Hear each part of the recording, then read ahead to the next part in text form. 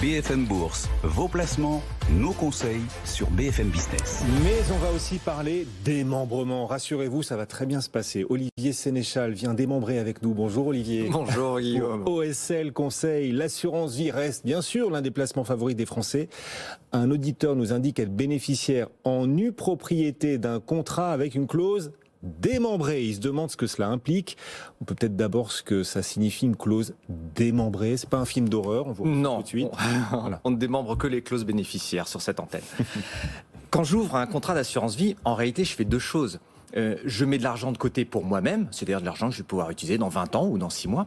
Et puis, je vais protéger ceux qui me sont chers. Et ça, je vais le faire à travers la rédaction d'une clause bénéficiaire. C'est-à-dire, je vais écrire vraiment noir sur blanc à qui doit aller l'argent dans l'hypothèse de mon décès.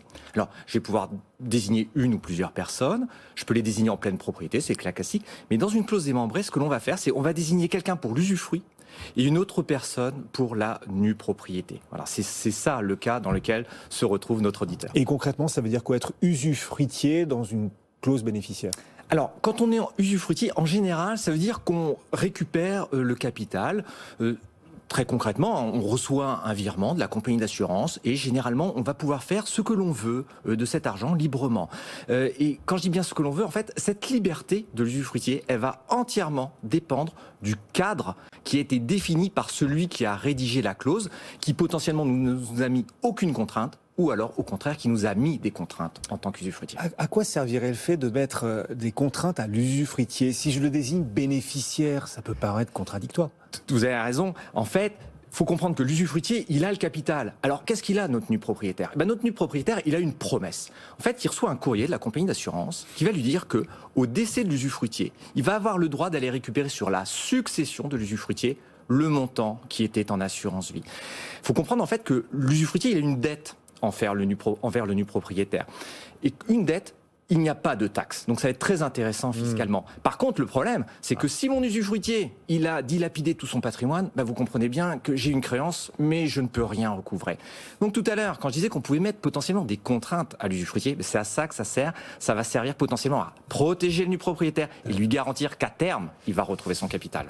Pardon, mais ça semble quand même assez complexe. On peut imaginer que les avantages d'une clause bénéficiaire démembrée sont très importants pour accepter de se lancer dans un montage aussi complexe. Alors, les avantages, ils sont indéniables parce qu'en fait, je vais pouvoir organiser les choses dans le temps. Ça va me permettre d'être beaucoup plus fin dans la protection. Imaginons que j'ai 2 enfants, dont un qui est en situation de handicap. Plutôt qu'une clause classique, je vais faire une clause démembrée. Mon premier enfant, à mon décès, va toucher l'intégralité du capital, c'est l'étape 1. Étape 2, il va pouvoir utiliser cet argent autant que de besoin. Étape numéro 3, à son décès, c'est son frère qui va pouvoir récupérer l'intégralité de ce capital sans aucune taxation en franchise de droit. C'est alors que moi, je suis mort depuis bien longtemps. Donc c'est quelque chose qui me permet d'agir dans le temps et dans la durée. La clause démembrée va diminuer les droits à payer ? Imagine que oui, sinon on le ferait pas. Alors quand c'est pas bien fait, ça peut très vite alourdir les droits. Par contre, il y a beaucoup de cas où ça marche, et il y a d'ailleurs un cas extrêmement répandu, c'est le cas des couples mariés. Sur les conseils de mon assureur, avec ma femme, on a chacun souscrit un contrat d'assurance vie.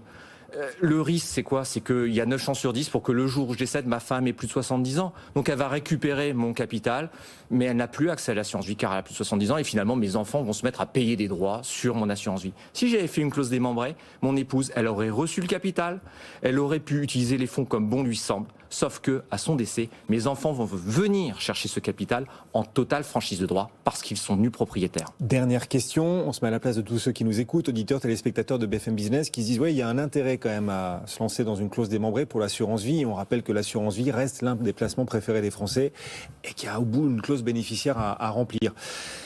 Comment on fait pour la démembrer, cette clause bénéficiaire, concrètement ? Eh bien, il faut la rédiger. C'est sur papier libre, ça s'envoie à l'assureur. Après, il faut se faire aider parce que c'est quand même une clause qu'il faut rédiger, comme je dis souvent, en vieux François. On fait référence à des articles du Code civil parce qu'il va falloir choisir les options qui nous correspondent. Est-ce qu'on veut donner une totale liberté à l'usufruitier ou pas ? Il va falloir rentrer dans la technique, faire des calculs aussi pour voir en fonction des montants, de la composition de la famille, les enjeux qu'il va falloir réussir à atteindre.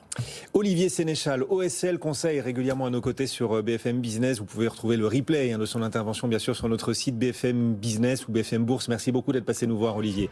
Très bon retour. Notre site BFM Bourse qui vous propose d'ailleurs cet article consacré à AXA.